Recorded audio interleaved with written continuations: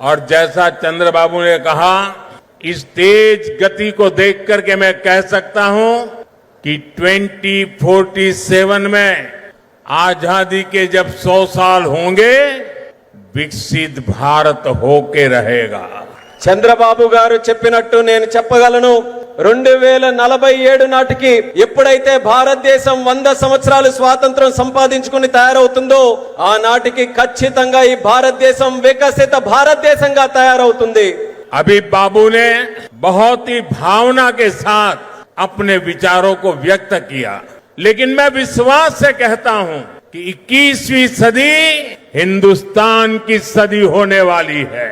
21वीं सदी 140 करोड़ हिंदुस्तानियों की सदी होने वाली है।